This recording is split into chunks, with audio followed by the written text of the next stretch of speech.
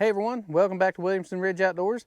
Today we are standing here at the Kubota Z421 zero-turn mower because we're going to do an oil change. You know, a lot of people kind of stray away from some of the maintenance work because it seems like it takes a lot of time, but I just wanted to show you today what it really takes to do this. Now I did go ahead and warm up the motor, and that way the oil is kind of warm, that way it drains out real nice and clean. And I've got everything ready to go here. I've got my quarts of oil, I've got my paper towels, and then my oil filter. So I'll show you how simple they actually make it on this. You almost don't even need tools to do this. So I've already got my drain pan sitting underneath the mower. And right down in here, you can see this little plug. This is actually what drains the oil. This is actually just a plastic plug. And then there's a little end right here that the oil actually drains out of. So all you have to do is actually just loosen this up and the oil will start draining out.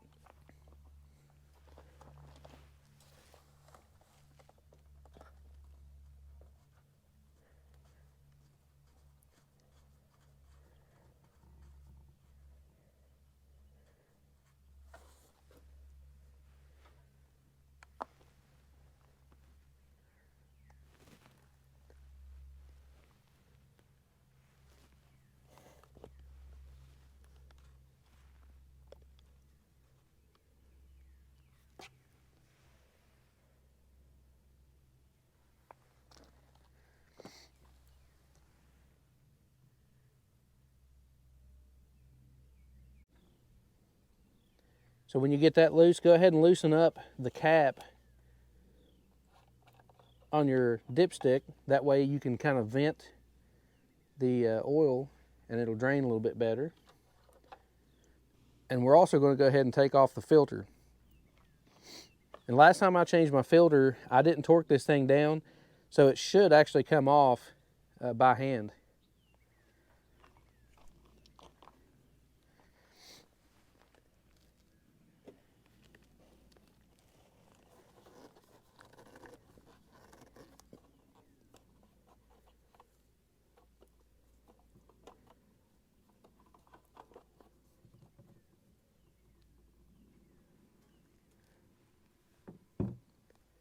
While we're waiting on this oil to drain, I'll tell you about what I'm replacing the oil with. So what I use this Kawasaki synthetic blend motor oil, and this is a 10W40, and I'm getting the 1040 just because of our temperature where we're at in the summertime. It's really, you know, a lot of times it's very hot. It's upwards of 95 degrees. So the 1040, I don't know, just personal preference. You could use 1030 in it. You know, you've got a chart in the manual on this that tells you kind of like a temperature range that you could be working, and it'll recommend like the type of oil that you'll use based on the temperatures that you're using the machine in.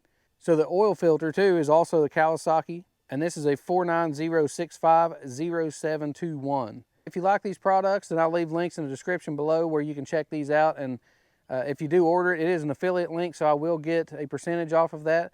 But anything that comes from that just goes back into the channel to help bring stuff like this to the channel. So this has been draining for a couple minutes, so I'm gonna go ahead and get back in here. We're gonna put the filter and stuff back on and then button it up, and we'll just fill it back up with oil and we'll be done. I'm gonna go ahead and tighten the plug back up. And this doesn't take a lot of force. This actually has a little rubber O-ring in it that seals this up. So it just needs to be snug just a little bit. I'm gonna put a wrench on it.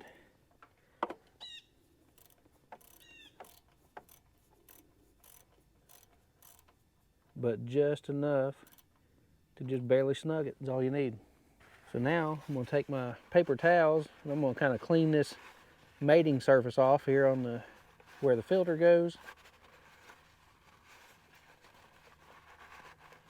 Clean this excess oil off this little drip pan.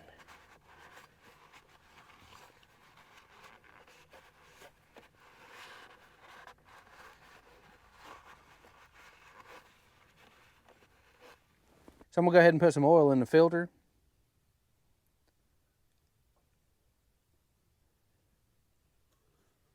And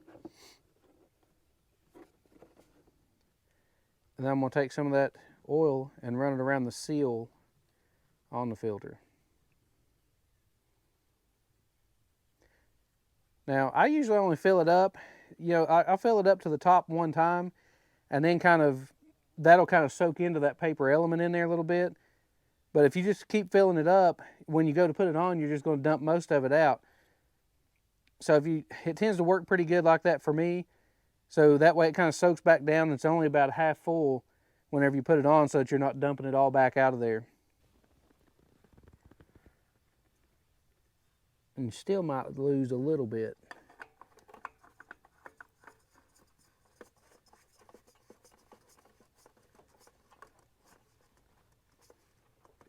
That just needs to be a good hand tight. You don't have to put a wrench or anything on there to torque it down.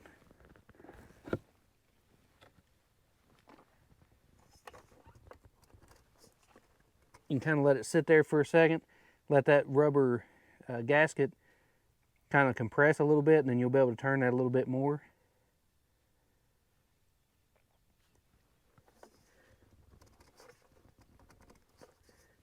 And that should be tight enough. So now we're just going to go ahead and fill it back up with oil. And I think this takes about 2.5 quarts. So I brought 2 out here, and I already had a partial, so we'll kind of put 1 in it and see where we're at.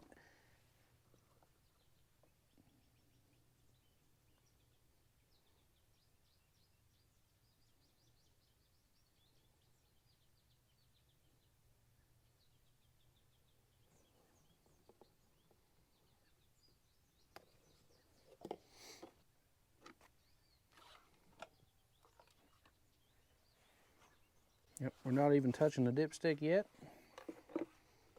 So we're going to go 1/2 quart and check it again, because like I said, I'm pretty sure it's 2.5, but I've got so many different pieces of equipment that I can't remember, and I didn't look it up in the manual before I started doing this.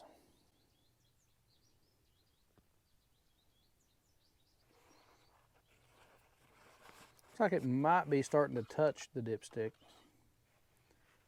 Yep, just barely touching the bottom, so I'd say it takes 2 quarts even.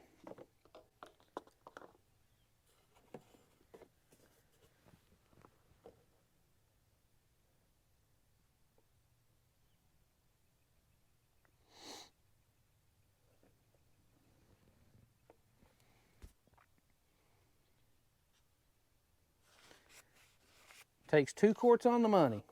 That put me right on the full mark. So now I'm going to go ahead and start it up and kind of just let that oil circulate through the filter, and then that way it'll kind of give a little more accurate reading. I'm going to check for leaks.